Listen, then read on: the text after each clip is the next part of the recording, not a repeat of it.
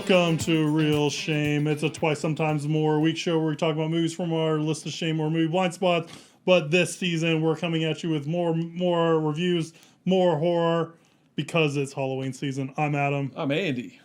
So we've been talking about horror movies in this week, and we have another one for you.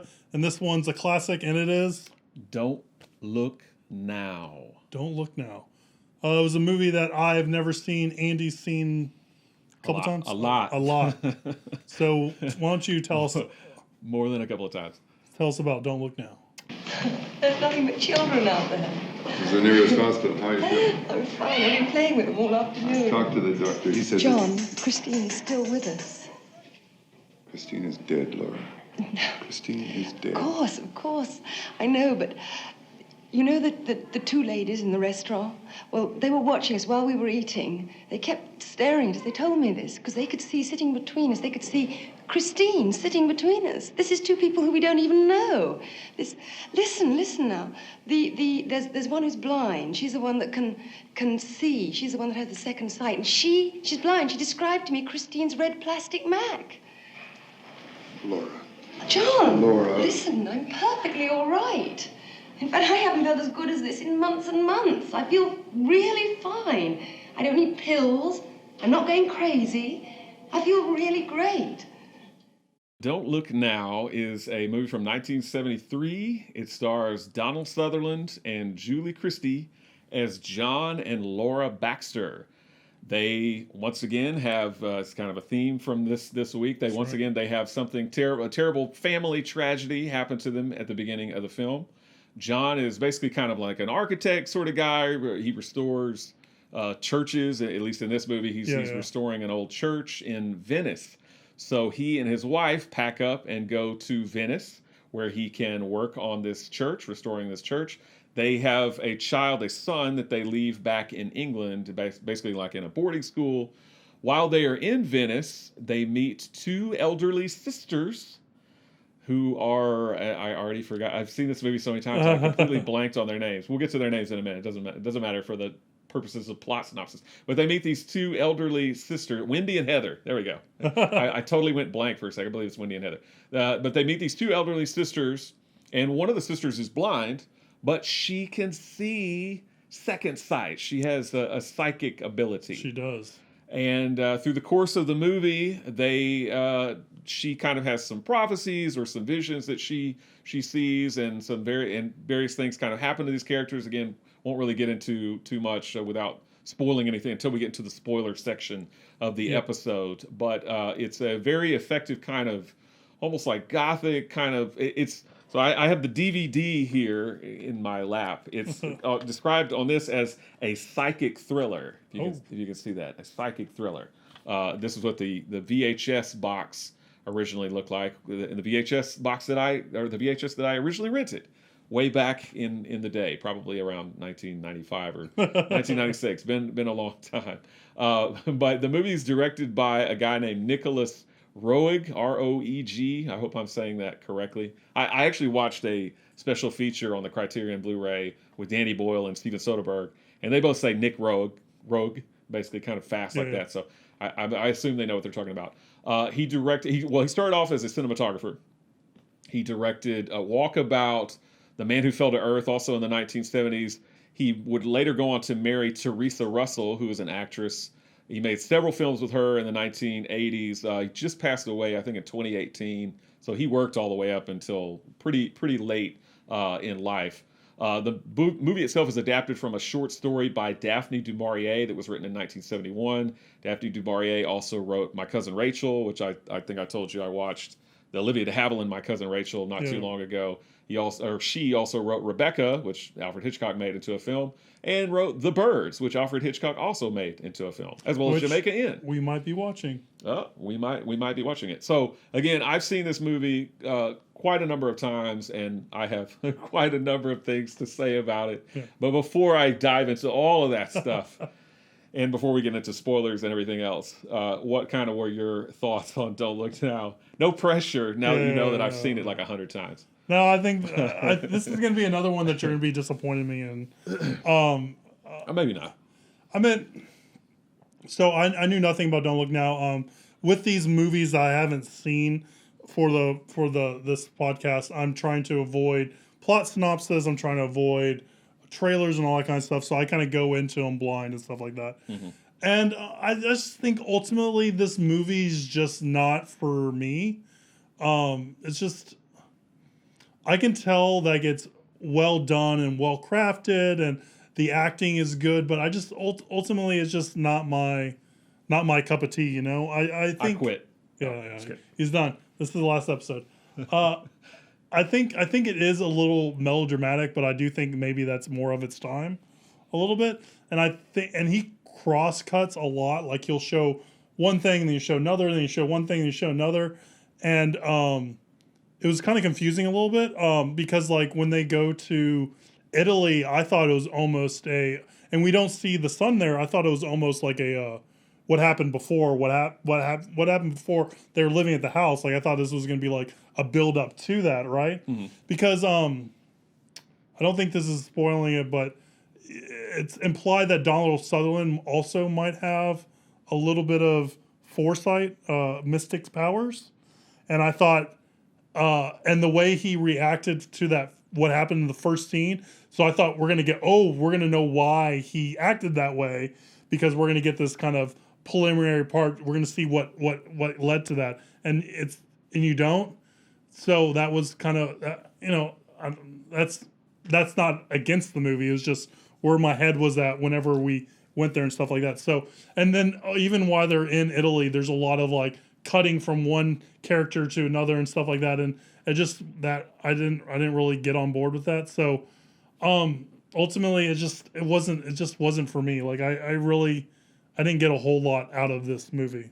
So yeah, I know, disappointing, right? Tell me a little bit more about Don't Look Now. So the first time I saw it, I liked it a lot, but because the first time you see pretty much any movie, you're really just watching it. You don't know what's going to happen, right? I mean, so you're watching it to see what are the characters going to do, how's the story going to evolve, or perhaps in a movie like this, you're trying to guess what is going on, or guess how it's going to resolve itself. I think probably the first couple of times I watched this movie, I didn't really look into it any much deeper than just kind of face value. And so to me, it was a good, again, psychic thriller as the DVD or the VHS proclaimed. But I didn't really think about any kind of symbolism or themes or anything like that.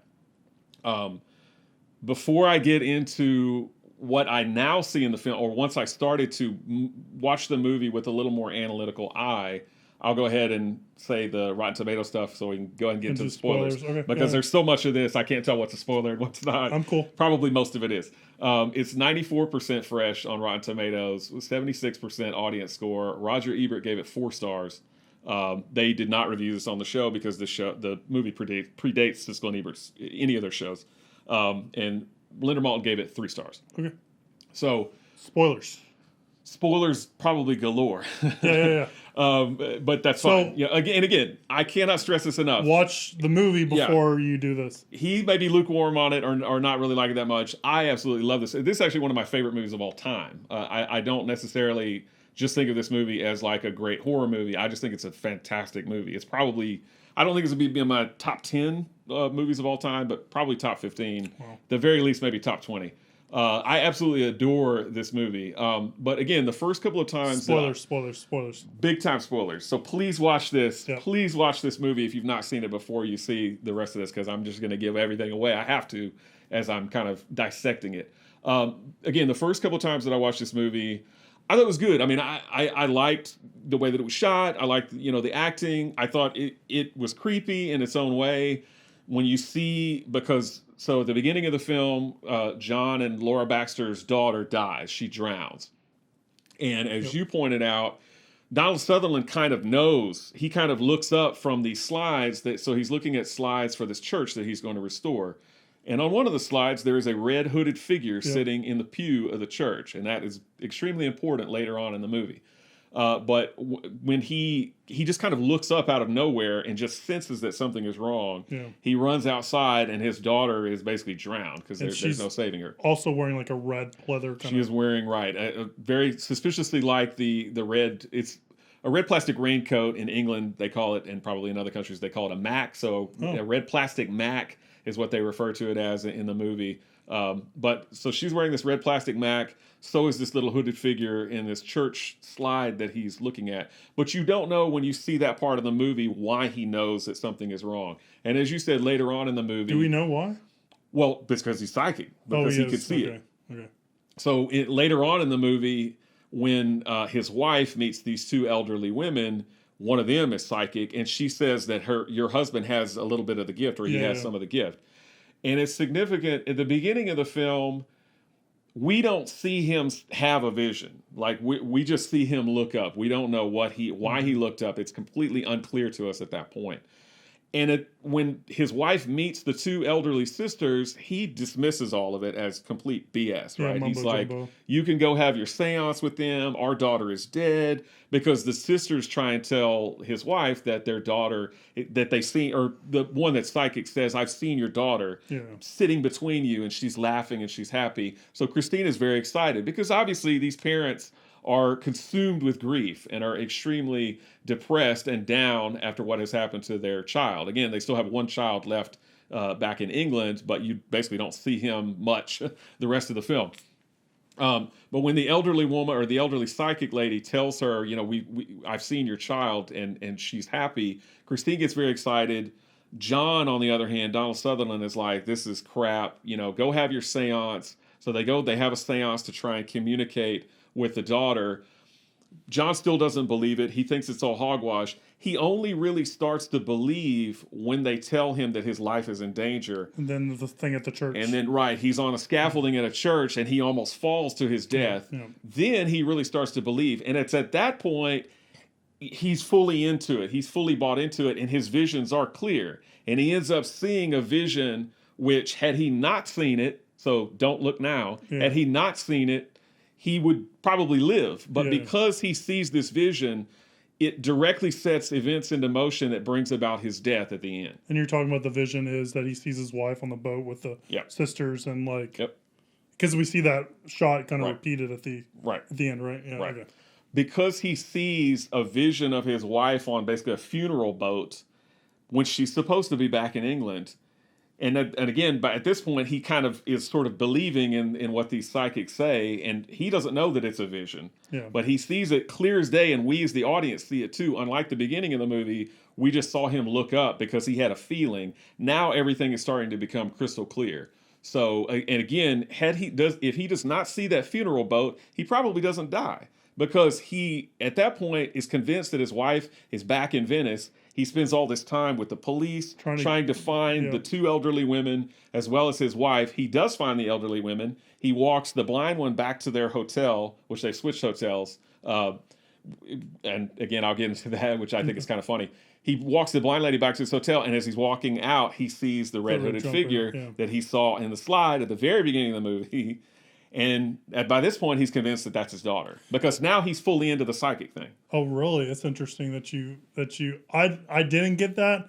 And we do see the red cloaked figure a bunch of times throughout the movie and stuff like that. Right. Yeah, that's not the only time you see it at the end. But the rest of the movie, when he does see it, he makes no effort to even ever kind of chase it.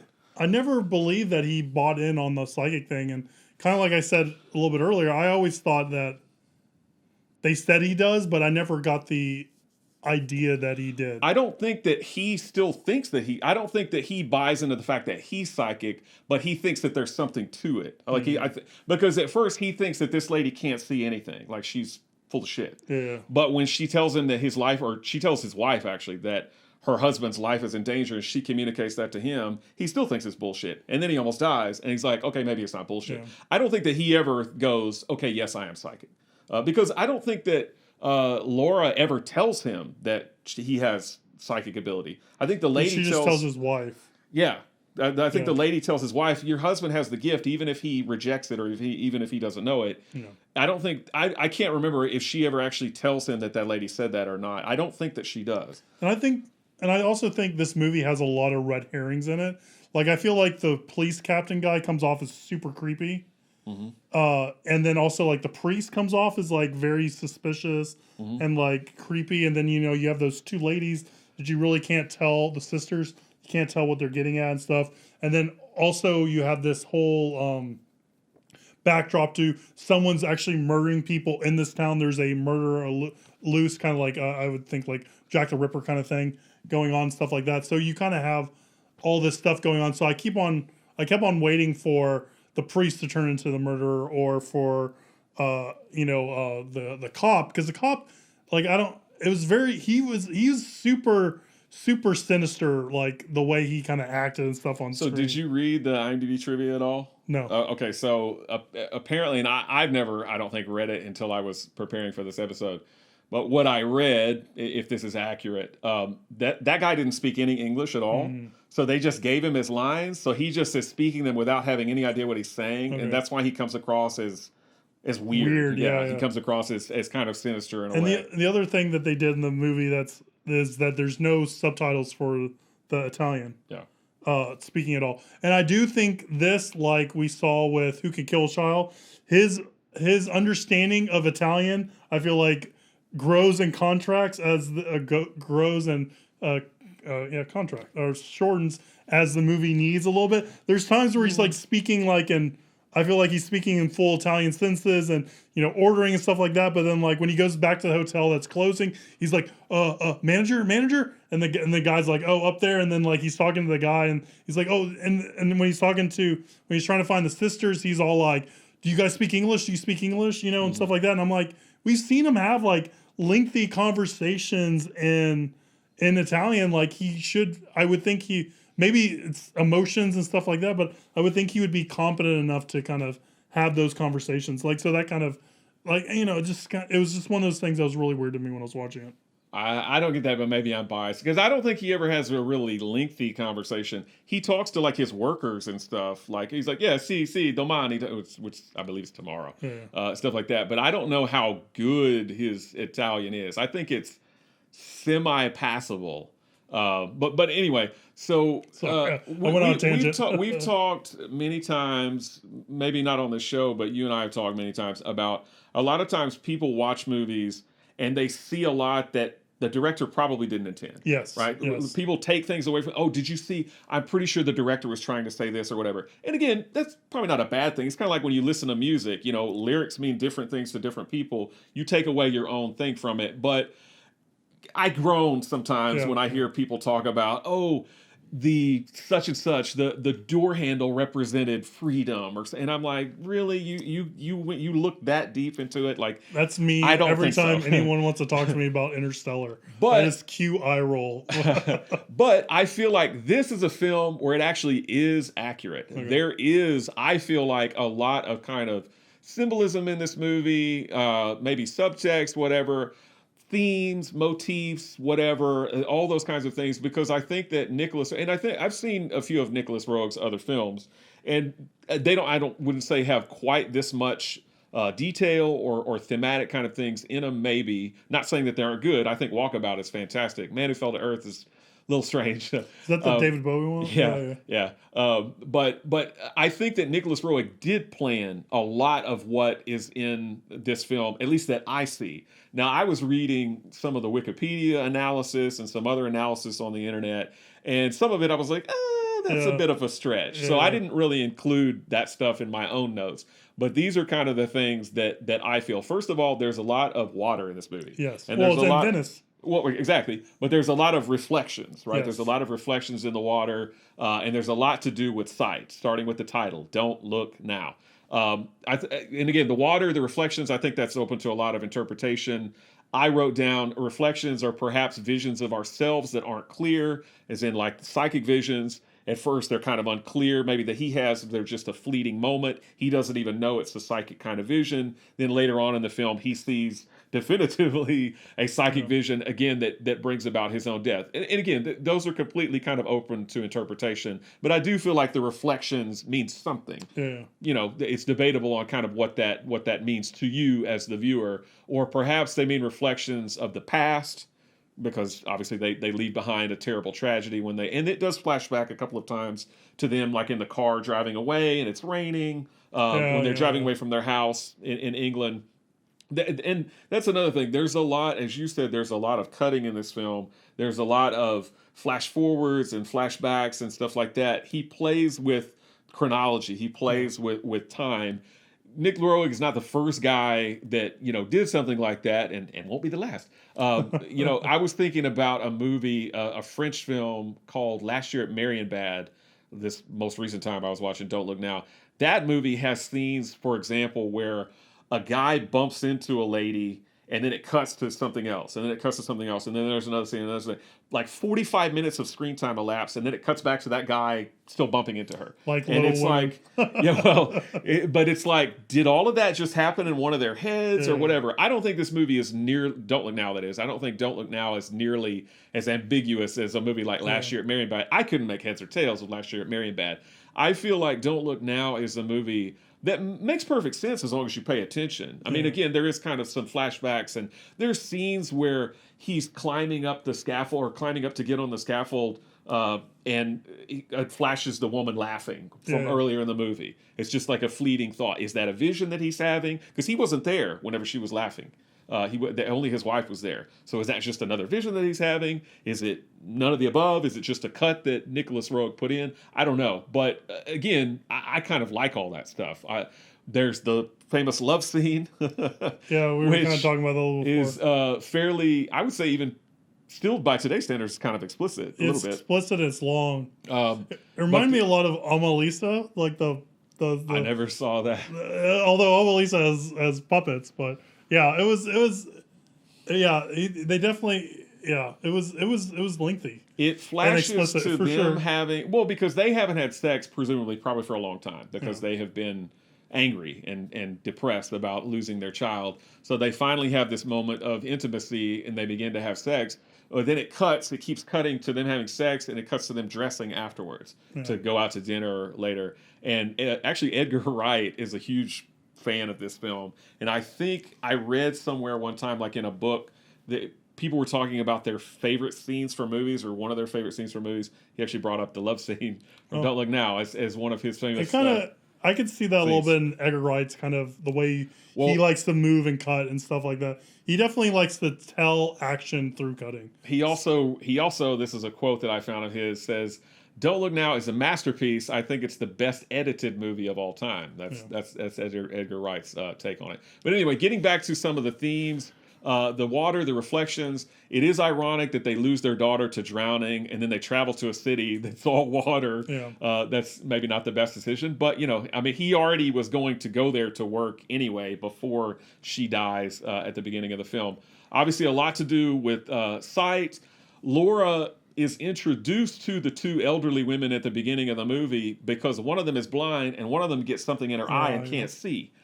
So had the one sister not gotten something in her eye, she would have been able to go to the bathroom or whatever she needed to do. But because she can't see and the blind girl, or her blind sister, can't help her, Laura intervenes. That's how she's completely introduced to these characters. And again, second sight, all that kind of stuff. She wakes up in the children's ward with all the happy children because she's been depressed this whole time. She finds out from the psychic sister that her daughter is happy and is smiling. She wakes up next to a bunch of happy, smiling children, and one of them even has the red ball. Yep, just like her daughter did. So there's all these little kind of details in the movie like that I really, really like. Again, Don't Look Now. What does the title mean? Is it a warning? Perhaps, don't look at this vision that's going to bring about your death. Don't look at this slide. Don't go to Venice. I don't know. What else I got here? Glass breaking always means something bad is going to happen. So at the beginning of the film, when his daughter drowns, their son rides his bike across a pane of glass and it shatters. And right after that, the daughter dies. When he's up on the scaffolding, a 2x4 comes down and breaks through a pane of glass and causes the whole thing to tilt and he starts to fall. There's other scenes in the movie where like Laura falls over and brings the table with her, a bunch of glass breaks. I don't consider those as much.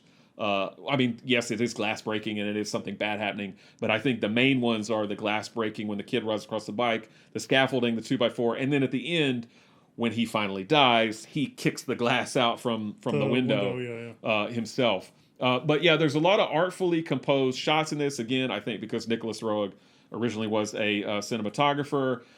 This is something that I didn't notice until this time I watched the film.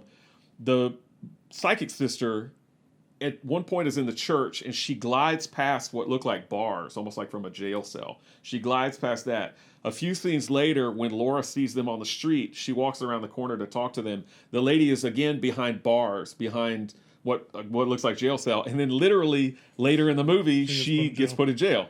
So when Donald Sutherland goes to pick her up, it's all kind of come. And again, maybe it's meaningless, maybe it's not meaningless, but I think that there's something there. I think Nicolas Roeg planned that. I mean, I think that was intentional. When they get the call, so they get a call from England saying that their son has fallen. Again, there's a lot of falls or almost falls in this movie. Yeah. They get a call saying their son has fallen and hit his head. When he hangs up the phone, he hangs up the receiver. There's a picture of Christine and the boy, their son. The receiver completely covers up Christine, or completely covers up her face, but leaves the boy completely exposed. Those shots were planned. I mean, I feel like, again, it's little details like that. I know I'm going on and on. I'm not going to read all this, I swear. Not that you can see it. But anyway, the city's uninviting. It's dirty. It's overcast. There's posters peeling off the buildings and stuff like that. It looks like it's in a state of disrepair. I mean, he's going into these places to help fix them up, and they seem to be just falling apart, and no one seems to be taking care of anything. Right. Yeah. You mentioned the inspector guy that is kind of sinister or whatever when he talks. I noticed in that scene, the inspector's desk is way over there, and he even has chairs in front of his. Yeah. But John sits way over here on the couch. I think just to illustrate kind of the gap between the two, literally and figuratively. They don't really understand each other. He doesn't really understand what John is looking for, and in fact, he feels like John is kind of suspicious because he has a guy tail him after that. Yeah. Which I also think is funny. He's got the drawings of the two women. He looks out the window, and there they are walking on the sidewalk down below. But he can only see the backs of their heads. So it's not like he could be like, hey, those are the women that you're looking for. He just kind of glances out the window, and he sees them walk, because one of them almost runs in, the blind one almost runs into something. Yeah. And the lady has to pull her out of the way. With the part where they have the seance, John is drinking nearby in a cafe or something, kind of getting drunk. Yeah. And he decides to go try and find her. But he has no idea where they're staying. This is the thing else. So the other guys open the door, and they think he's like a prowler or something. Well, the elderly women, the reason they changed hotels is because one of them, or the blind lady says, I think there were prowlers at the other hotel, and it was him. I didn't catch that. Yeah, again, it's all, there's tons of details, and you don't necessarily catch that stuff when you see it the first time. But after repeated viewings of this, there's just, I feel like so much, it's just jam-packed with stuff. The special feature that I watched on the Blu-ray with Danny Boyle, and Steven Soderbergh, they not only mentioned Don't Look Now, they mentioned his other works as well, but they both talk about how they've stolen from Don't Look Now. Danny Boyle stole a particular, actually the scene where Donald Sutherland is sitting way over here, and the inspector for Train Spotting, he kind of cribbed that, he says. And Soderbergh was talking about the out of chronological order ness of the movie, and how he utilized that in Out of Sight with George Clooney and Jennifer Lopez. I like that movie. Yeah, but apparently they're big fans. I think I've said everything that I wanted to say, or at least kind of summarized it. Sorry for the long-windedness. I guess probably my final question to you is, what did you think about when he finally does corner the red hooded figure? Yeah. And it literally is in the corner, kind of like Blair Witch Project. I always kind of think of that. And it turned around. What did you think about that nightmare fuel? I think that little lady that plays, because it's not his daughter. Yeah. It's a little lady who's hideous. I'm like, ugh. I think at this point, I pretty much, I don't want to say wrote off the movie, but I was just not into the movie. So to me, that whole scene just came off as comical.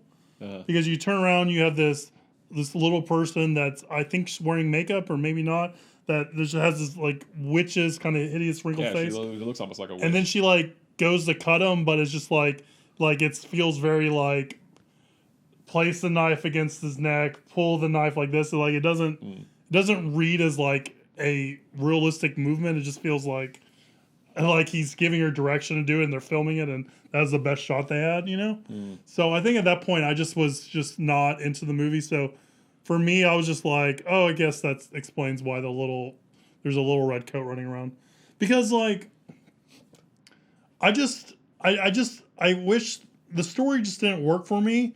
So I just look at things that I wish they could have done to make me pull into the story, because they talk about being able to see his daughter and stuff like that, but nothing really comes of it. You know what I mean? Like his daughter, if she's there with him, nothing happens because of her. She doesn't try to prevent her dad from dying, or she's just there, right? And maybe that is just to add. I always get the sense that the fact that his life is in danger comes from their dead daughter, because later in the movie, the psychic sister says, she told you, she warned you, she tried to tell you. She keeps repeating that as she's ushering Laura out the door to go look for John as she's going. So I guess that might have brought ambiance, and like you said, it might have been that. I didn't read that into the movie, so I wish something more kind of came of that a little bit. So like I said, I can probably point at a couple of different story things that I wish was done different or done better, that I think would have made the movie feel more cohesive to me, because I feel like there's a lot of stuff going on in this movie, but it doesn't tell like a nice and neat story to me. And as we talked about, both on this and thing, for me, story is the biggest and most important part of a movie. And that comes from me wanting to be a screenwriter and trying my hand at screenwriting. So I put a lot of importance on, movies telling a interesting, competent way. I don't want to say competent, because I don't think this movie's not competent, but like, I put a lot of importance on that. So for me, I feel like there's just a lot of strings kind of left dangling. And like I said, they might have been more for ambiance, but for me, it just kind of felt like there's a lot of stuff they could have done that would have made it more interesting to me. You know what I mean? So that's my long-winded answer to your question. So when she turned around and I saw her, I was just like, oh, okay. Sorry. Okay. What'd you think? What'd you think when you saw it? I mean, I always think that lady looks creepy as hell. Yeah. I think she's, again, like nightmare fuel. I mean, I know it's coming. I've seen this movie 50 times, so I know it's coming. But she's I'm not always like I mean, it's just, maybe it's because of its time, but it's like tame. She's not like horribly disfigured. It's not like she has she's not like horribly disfigured, but like you said, she looks kind of like a witch. I think that, and again, apologies to the lady that played the character, because that's the only time you see her face. Yeah. And I actually looked to see if she had done anything else, and not really. They got her to do this one grotesque looking person role. But she has like a character face. But I also relate that to the lady, and maybe we're just being mean people now, and the poltergeist, the psychic lady, Zelda Rubinstein. Yeah, because she looks interesting and different, and to me, so that kind of read the same way to me. I think Zelda Rubinstein's a little cute little lady. This lady's not. It's in Don't Look Now. She's gross looking to me. But the fact that you give it such high praise and you like it so much, it's maybe this time next year I will give it another watch and see if I kind of fall into it a little bit more and enjoy it a little bit more. But yeah, I think overall, like I said, I feel like it's very competent. I feel like it's really well done. It just didn't pull me in. So I don't know how to say, but it's just maybe just not for me kind of movie, Apparently not.